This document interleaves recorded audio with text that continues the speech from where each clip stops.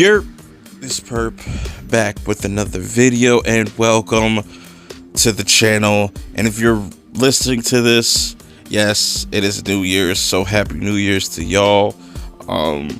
We got a ton of content coming to the channel.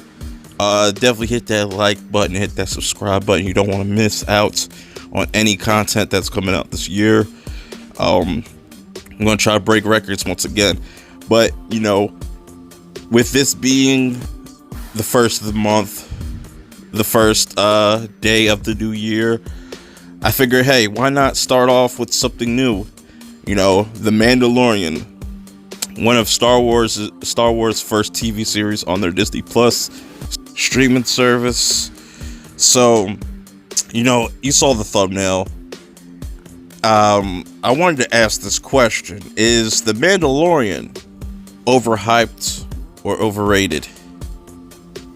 And I'll say it's not overrated. You know, it's definitely getting its buzz. There's definitely a lot of hypocrites out there that are watching the show. But I will have to say that this series is definitely overhyped. And I'll get to that during this review. So, we start off with episode 1. We get the introduction of the Mandalorian himself. People just call him Mando for short. And, you know, it was a pretty good start. You know, there was definitely some issues in this episode as far as like editing wise, but it was a cool setup. The tease at the end, we get teased Baby Yoda, which Baby Yoda definitely is the staple of this series. He's the most popular character. There's just memes going around.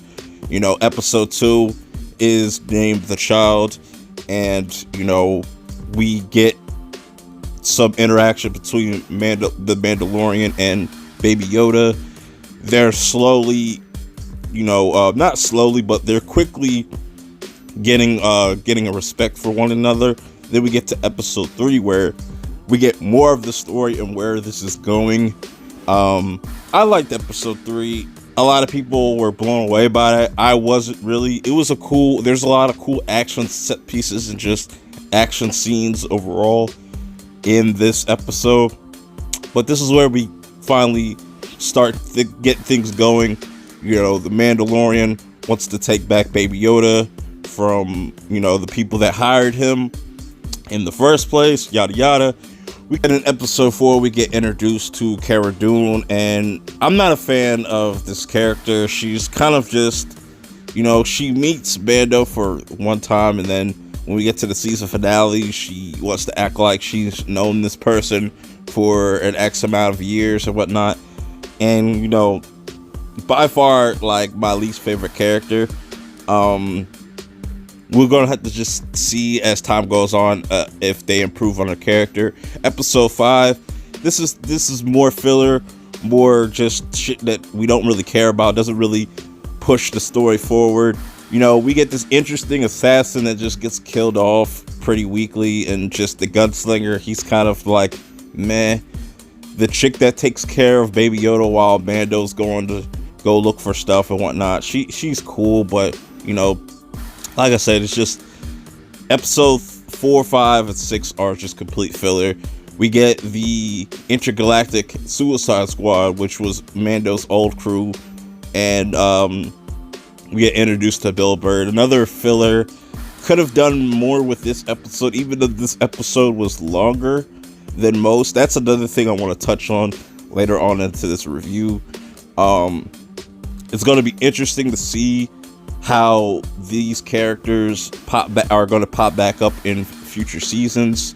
Then we get back on track with episode 7. We catch up with Carl Weathers' character. You know, at first you don't think that you could trust him. He kind of set Mando up, but he wants to actually help Mando protect the child. And this is the episode 7's where, you know, you got Gina Carano's character, Cara Dune's, and just everybody, you know, a new IG robot. And the best new character I would say that they showed, based off of just how this whole series ended, was Moff Gideon. He has a dark saber, which probably by the end of the series that Mando's gonna get his hands on that. Probably sooner, who knows? But it definitely ended off on a cliffhanger. I thought the season finale could have been better. It didn't feel like a finale to me. It felt like the second to last episode. Like there should have been one more episode. A lot of these episodes were very short and to the point, but for me, I know a lot of people like that there was just pretty much short and to the point. Me, I kind of felt hollow after watching each episode. Like, why do I care about these characters? Why do I care that Quill is dead? Even though that was a sad moment, but they didn't really build up to his death, in my opinion. Like, if we had a couple more minutes of each episode to kind of get some more interactions and back and forth with certain characters, I think certain scenes would have played out better. More emotions would have felt more realistic. That's just a little nitpick for me. I wish these episodes were at least like 50 minutes long. And I also don't like the fact that the episodes come out weekly, because I always have this thing about weekly shows. If you're going to make a show weekly and not make it give us all the episodes at once, you got to make every episode worth the watcher's while, And I kind of felt disappointed. This is why I kind of feel kind of disappointed.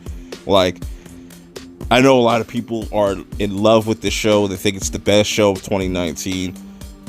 Me being me, I can't say that with a straight face. Like, Mandalorian is an okay show at best. Is it mind-blowingly next level type shit? No, it's not God tier. Like, it's not a top tier or God tier show. But doesn't mean that it won't get better over time. Hopefully. It's definitely not a perfect season. There's definitely some issues they ran into.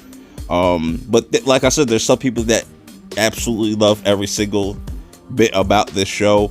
Me, I feel like they kind of cheapened out on certain things by making the episodes shorter.